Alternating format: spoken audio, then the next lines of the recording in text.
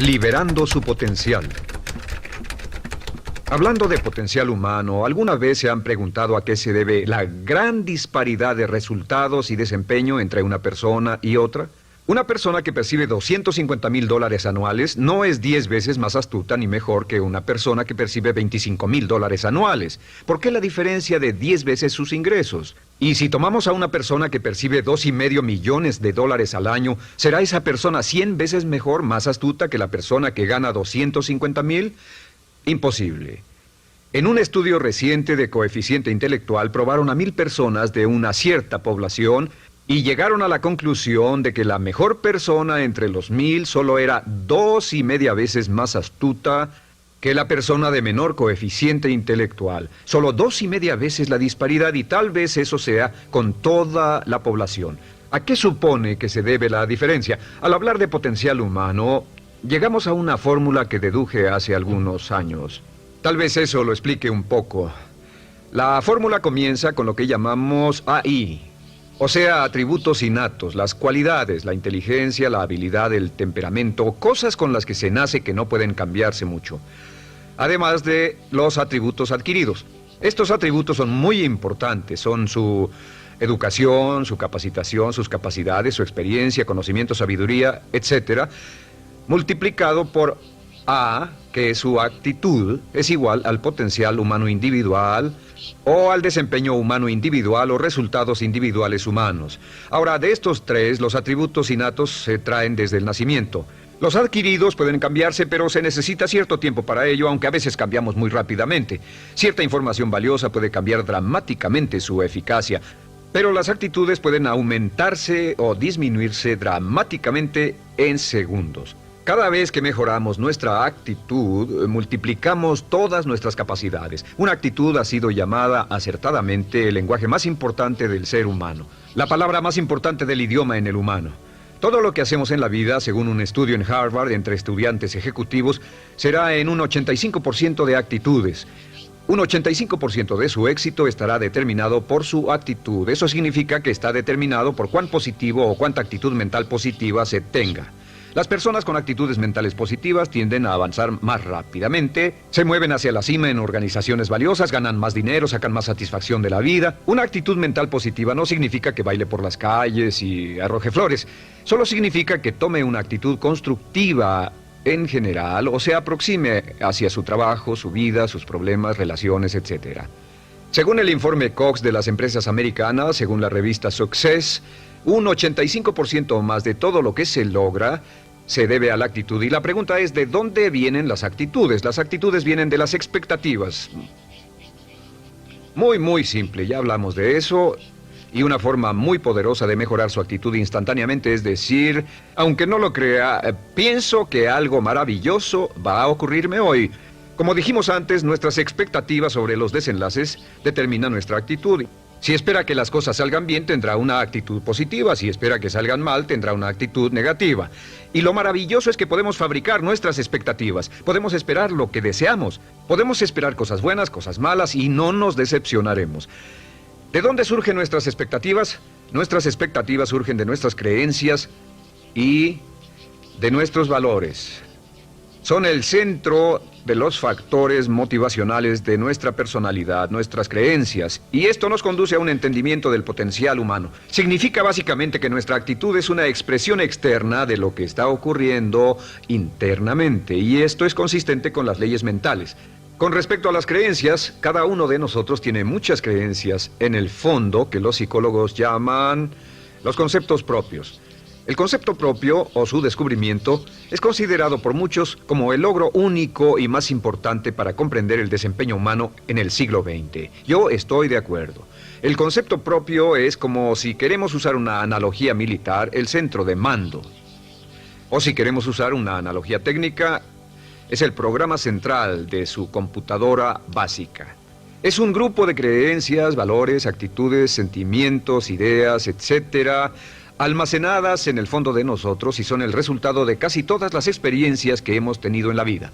Y algunos investigadores dicen que el concepto propio comienza a formarse aún antes del nacimiento, pero el concepto propio, una vez colocado, precede, predice y determina sus niveles de eficacia y desempeño en todas las áreas de nuestra vida. El concepto propio se convierte en el centro de mando o el programa maestro. El concepto propio de este grupo de creencias determina lo que dirá, lo que hará, cómo actuará, cómo se siente y reacciona, etc. ¿Qué significa esto? Significa que todas las mejoras en su vida externa, todos los cambios en su realidad comienzan con un cambio en su concepto propio. Les voy a explicar lo que significa. Esta es una gráfica muy simple. Hablamos de potencial humano y decimos que la persona promedio usa un 10% o menos de su potencial. Según investigaciones, tal vez es mucho menos. El Instituto Stanford Brain en Santa Clara, California, estima que tal vez se aproxime a un 2%.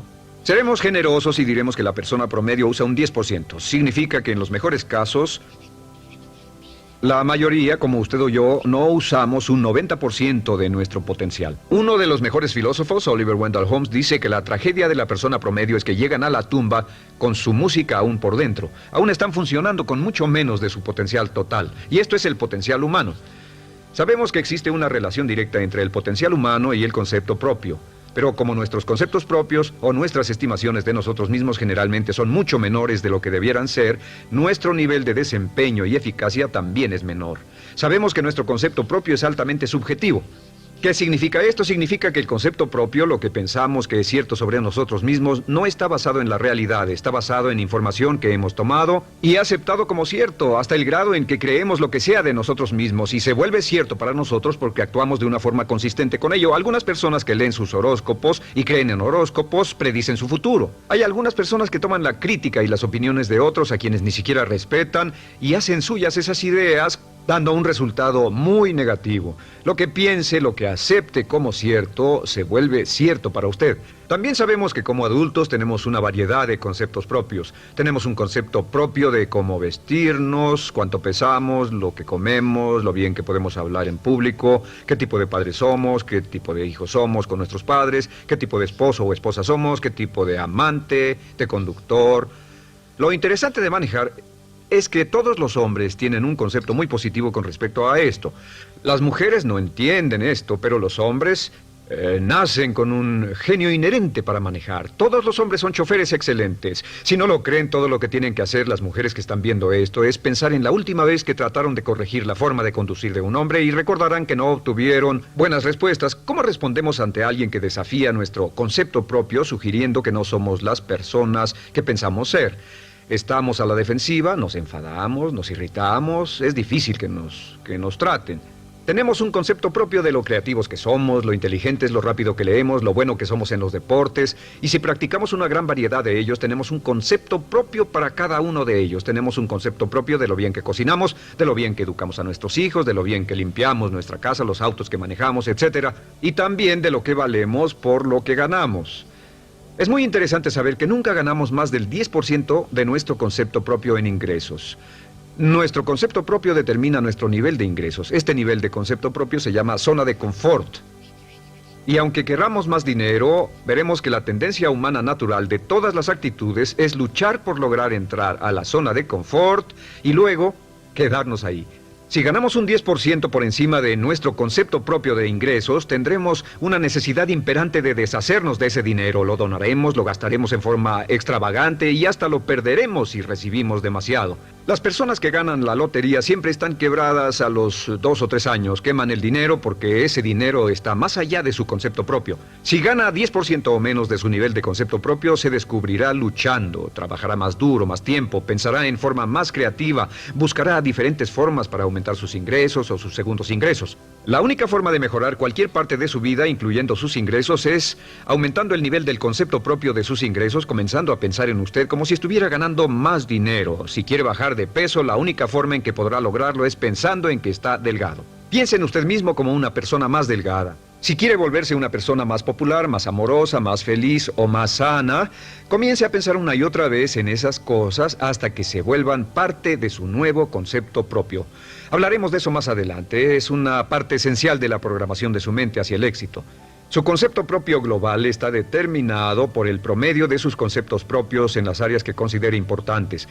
Ahora, su concepto propio está formado de 3 partes críticas. La primera parte del concepto propio es el ideal propio.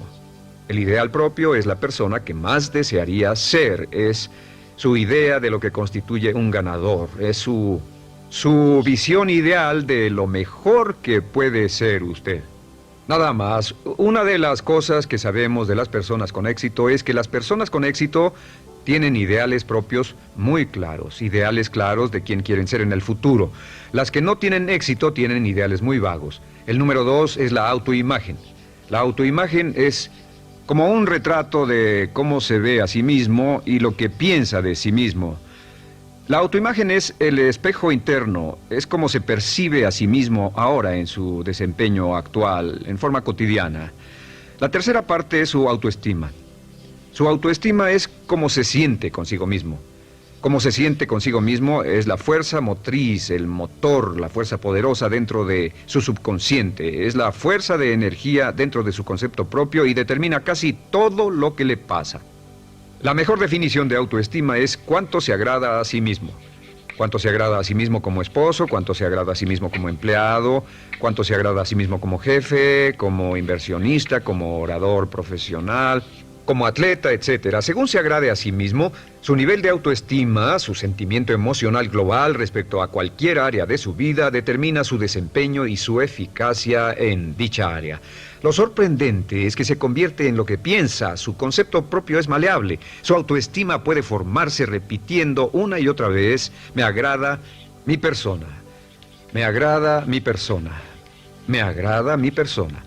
Me agrada mi persona, me agrada mi persona, me agrada mi persona. Entre más se repita, me agrada mi persona, me agrada mi persona, entre más lo repita una y otra vez, más crecerá su autoestima y entre más crezca su autoestima, más crecerá su concepto propio global. Cuando crezca su concepto propio global, su desempeño será mejor en todo lo demás que emprenda. Cada vez que diga, me agrada mi persona, me agrada mi persona, me agrada mi persona, me agrada mi persona, me agrada, será como bombearse psicológicamente. Todo lo que pase que haga que su autoestima suba, hará que se comporte mejor. Todo lo que haga que su autoestima baje hará que se comporte peor, que cometa errores, que sea infeliz, etc.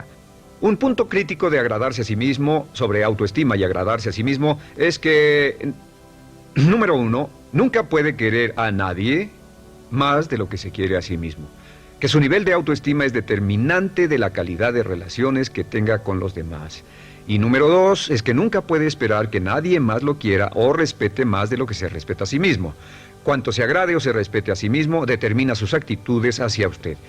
Todas las escuelas de psicología actualmente están de acuerdo en el hecho de que depende de lo que usted realmente se quiera y se respete a sí mismo como un ser humano valioso e importante, tiene efecto sobre todo lo que le pase. Cuánto se agrade a sí mismo y lo que puede hacer es mejorar su autoestima diciendo me agrada mi persona, me agrada mi persona, me agrada mi persona, me agrada mi persona. Y esto nos lleva a la pregunta, ¿de dónde viene el concepto de autoestima? Y descubrimos que el concepto propio es maleable, puesto que no nace con este concepto propio, no nace con ninguna idea sobre sí mismo, no nace con autoimagen ni autoestima, nace en cierto modo como potencial propio. Es la mejor forma de plantearlo. La persona promedio llega al mundo como potencial puro. Y no tiene el concepto propio de que todo lo que es ahora, todo sentimiento que tiene, toda actitud o valor, tuvo que aprenderlo en el transcurso de su vida. También sabemos que el niño llega al mundo con una necesidad imperante de amor y contacto. Y como una gran cantidad de investigaciones lo indican, necesitamos mucho amor y contacto durante toda nuestra vida, pero en especial durante nuestros años de formación, porque de niños aprendemos quiénes somos, cuánto valemos, si somos importantes, inteligentes, amorosos, chistosos. Todo esto lo aprendemos por la forma en que nuestros padres nos tratan. Si nuestros padres, nuestros parientes, tíos o tías, en especial nuestros padres, nos tratan como si fuéramos realmente importantes, crecemos pensando que somos realmente importantes, pero si nuestros padres no lo hacen, pasa algo más. Sabemos que los primeros años de vida son los más importantes para el desarrollo del concepto propio, que un niño comienza a partir de cero. El niño nace sin saber quién es él o ella. Son sumamente valiosos el primero, segundo, tercero, cuarto y quinto años de vida. Algunos psicólogos pensaban que eran los 5 primeros años, pero ahora dicen que son los 3 primeros años. En sus 3 primeros años de vida el niño aprende quién es y dicen que si se les da suficiente cantidad y buena calidad de amor en los 3 a 5 primeros años, los prepara usted de por vida. Los coloca en una base sólida de autoestima y confianza en sí mismos, valor e importancia realmente. Existe una relación directa entre la calidad y la cantidad de amor y el desarrollo de una personalidad sana. Entre más amor, amor incondicional, reciba un niño en sus años formativos, más fuerte será la base de su personalidad. El reverso de la educación es que casi todos los problemas de psicosis, neurosis, perturbaciones de la personalidad y problemas de comportamiento surgen de los problemas que se tengan con el concepto propio. Ahora observemos a los adultos. Aquí está nuestra personalidad adulta. Si nos observamos, podemos llegar a reparar nuestras bases, por así decirlo, repitiéndonos una y otra vez: me agrada mi persona, me agrada mi persona, me agrada mi persona, y llevamos ese concreto reparador hacia la base de nuestra personalidad. Los niños necesitan el amor como las rosas necesitan la lluvia. Los niños que carecen de amor a menudo mueren por escasez de amor. Es una enfermedad llamada marisma. Ahora, ¿qué más sabemos sobre los niños? Sabemos que los niños llegan al mundo con dos atributos notables. El primero es que no sienten temor. Los niños nacen sin temores. No temen a nada excepto a caerse y a los ruidos fuertes. Y esto se expresa en sus actitudes: yo puedo.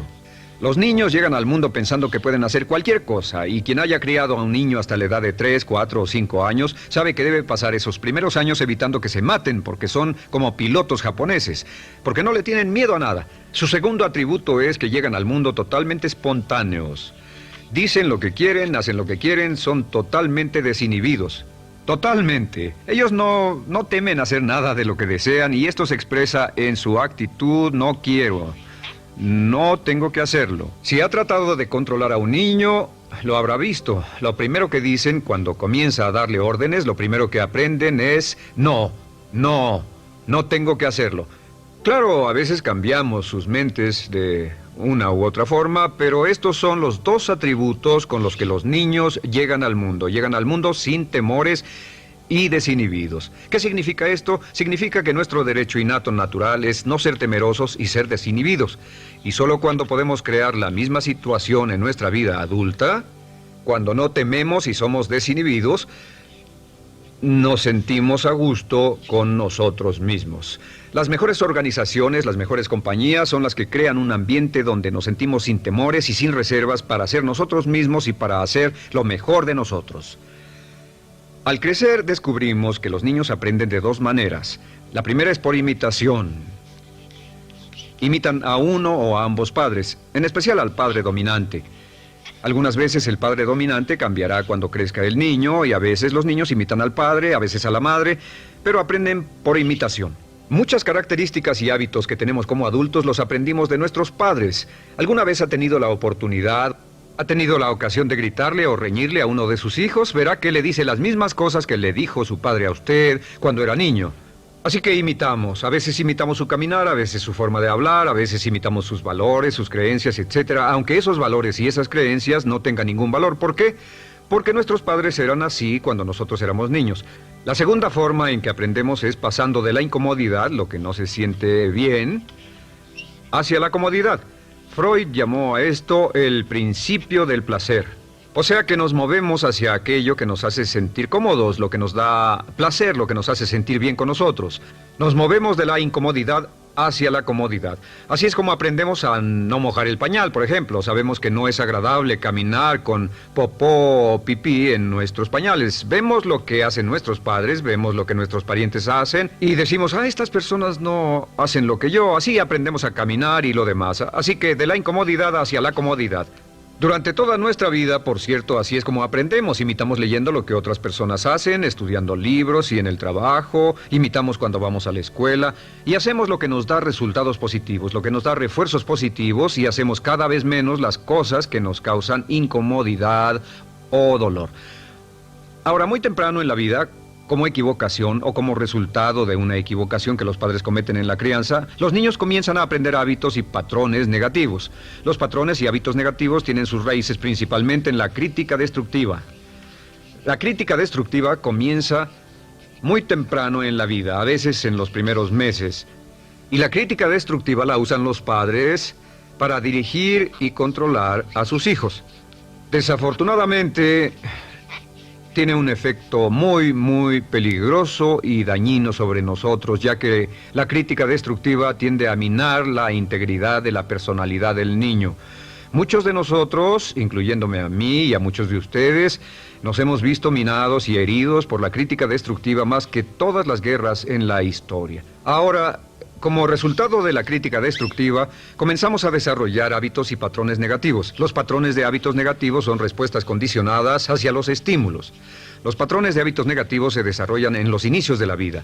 Se desarrollan como resultado de una repetición del temor y el dolor una y otra vez. Se desarrollan como resultado de la crítica destructiva, el castigo físico, etc. En los inicios de la vida comenzamos a desarrollar dos manifestaciones que nos persiguen durante toda nuestra vida y más que ninguna otra cosa inhiben nuestro potencial. La primera es la llamada patrón de hábito negativo inhibido. El patrón de hábito negativo inhibido se aprende cuando al niño le dicen una y otra vez no. Aléjate de ahí, no toques eso, y se le castiga. Cuando el niño intenta algo nuevo, o se involucra con algo, o huele algo, o derrama algo, o rompe algo accidentalmente, el padre estalla y se enfada mucho. Como ven, el niño está impulsado por la curiosidad insaciable de explorar su mundo. Y lo que pasa es que cuando lo explora o se interesa y echa a perder algo, si el padre reacciona golpeando al niño, el niño comienza a pensar cada vez que intento algo nuevo, cada vez que intento algo diferente, cada vez que voy más allá de mis límites, cada vez que me salgo de mi zona de comodidad, cada vez que no juego sanamente, me golpean, me castigan, me lastiman, me envían a mi alcoba y me siento mal. Y muy pronto el niño desarrolla el sentimiento de no puedo, no puedo. No puedo. Cada vez que trato algo diferente, me castigan. No puedo, no puedo, no puedo. Es como la respuesta de Pavlov. Pavlov sonaba la campana y le daba de comer a un perro, y el perro salivaba y Pavlov alimentaba al perro. Mientras sonaba la campana, el perro salivaba y siguió haciendo eso, y después Pavlov solo sonaba la campana y el perro salivaba. Lo que pasa en la vida adulta es que esto crea lo que llamamos temor al fracaso. El temor al fracaso es una respuesta condicionada a un proceso de crítica destructiva que ocurre en los primeros 5 o 6 años de la vida. El temor al fracaso automáticamente nos activa, nos sentimos ansiosos, tensos, intranquilos, sentimos presiones y estrés en nuestro plexo solar, sentimos ganas de retirarnos del evento, y el temor al fracaso es la razón principal por los fracasos en la vida adulta. Es la razón principal por la que evitamos cumplir plenamente nuestro potencial. De hecho, todos los patrones de hábitos negativos se experimentan en el cuerpo físico. Puedes saber cuál es un patrón de hábito negativo porque se siente en el cuerpo físico, precisamente. El patrón de hábito negativo inhibido, el temor al fracaso, el no puedo, ocurre primero que todo en el plexo solar. ¿Ha tenido la ocasión donde debe hablar frente a un grupo, debe ir a una revisión de su desempeño o debe hacer una llamada determinante? Primero su plexo solar se aprieta. Si el temor continúa, su respiración se acelera. Su corazón comienza a latir apresuradamente, su frecuencia respiratoria aumenta y le duele la cabeza como migraña en la parte frontal, su garganta se le cierra y no puede hablar y se le seca la boca por completo. Y como se pone tan tenso y asustado, va corriendo al baño. Estas son todas las manifestaciones. No hay peligro físico, pero sí peligro psicológico, una respuesta condicionada. Cuando sentimos estas cosas, la tendencia es retirarse de la situación que las ocasiona y es la razón por la que no logramos mucho si retrocedemos. Es muy importante. El segundo patrón de hábitos negativos es el compulsivo. El patrón de hábito negativo compulsivo se aprende cuando a los niños se les dice una y otra vez, más vale que lo hagas. Si no lo haces, tendrás problemas o me las pagarás. A los niños se les convierte en recipientes del amor condicionado. Los padres no intentan hacer esto, pero lo que hacen es sugerirle al niño, no te amo, por lo tanto no estás a salvo, a menos y hasta que hagas lo que yo quiero. El niño crece sintiendo, tengo que hacer lo que quiera mi mamá. Debo complacerla, debo complacer a papá, debo complacer a los demás, debo complacer a mis parientes y a veces debo complacer a mis semejantes, debo complacer a mis maestros, debo complacer a todo el mundo y crecen con esto, debo. No puedo hacer lo que quiero hacer, debo hacer lo que complace a las demás personas. Este patrón de hábito negativo muy temprano en la vida se traduce en el temor al rechazo. El temor al rechazo lo experimentan los hombres como adultos como un comportamiento tipo A. Hablaremos del comportamiento tipo A posteriormente. El comportamiento tipo A es una necesidad compulsiva o excesivamente compulsiva de complacer de algún modo a alguien sin normas de comportamiento, prácticamente sin pensarlo. El temor al rechazo nos impulsa, nos hace muy sensibles a las necesidades de los demás. Hacemos cosas que otras personas quieren, no hacemos lo que nosotros queremos. Siempre estamos tratando de complacer a los demás. Tenemos preocupaciones o nos importan las opiniones, sentimientos y actitudes de otros hasta el punto donde ocultamos nuestras necesidades. El temor al rechazo se siente en la columna del cuerpo. Se divide el cuerpo a la mitad y se siente hacia abajo en la mitad posterior del cuerpo. El primer lugar donde comienza a sentirse el temor al rechazo es generalmente en los hombros y el cuello. Nos sentimos entumidos, duros, tensos. Cuando tenemos mucho que hacer sentiremos un estrés tremendo en la columna. Los músculos se estiran en la parte posterior. A veces se manifestará como flebitis y venas varicosas y a menudo nos darán dolores de cabeza en la parte posterior de esta porque las arterias carótidas que llevan la sangre hasta la cabeza, los músculos a su alrededor se contraen y la cantidad de sangre que fluye hacia la cabeza fluye más lentamente y se siente un terrible dolor de cabeza en la parte posterior. Estos dos temores, los patrones de hábitos negativos compulsivos, el compulsivo y el inhibitorio, son resultado de la crítica destructiva, el gran destructor de la personalidad que nos persigue durante toda la vida. Y lo maravilloso de todo esto es que como son patrones de hábitos aprendidos, podemos olvidarlos. Podemos acabar con el temor al fracaso que nos detiene. Podemos acabar con el temor al rechazo que hace que hagamos cosas que complacen a los demás en vez de complacernos a nosotros, trabajando con nuestra propia autoestima. Porque existe una relación inversa entre la autoestima y el patrón de hábitos negativos. Porque entre más se agrade a sí mismo, menos teme al fracaso. Entre más se agrade a sí mismo, menos teme al rechazo. Entre más se agrade a sí mismo, menos temerá a cualquier cosa. Y si sigue repitiendo, me agrada mi persona, me agrada mi persona, me agrada mi persona una y otra vez, si sigue diciendo esto, con el tiempo su autoestima sube más y más y más y más y sus temores desde luego bajan. Cuando su autoestima sube, sus temores van en dirección opuesta. Ahora, ¿cómo enfrentar la crítica destructiva si debe criticar a otras personas? Pues eso es muy simple. Muchos padres nos han preguntado eso. ¿Cómo se controla a los niños? Una de las claves para controlar a los niños es dirigirlos para que hagan algo constructivo en lugar de hacer algo destructivo. Otra cosa que debe recordarse es que lo que quiere hacer es que quiere dar una crítica informativa, crítica constructiva, lo que significa que se les dice a los niños lo que pueden hacer o a los adultos lo que pueden hacer mejor. Todo el propósito de dar retroalimentación de cualquier tipo es mejorar el desempeño.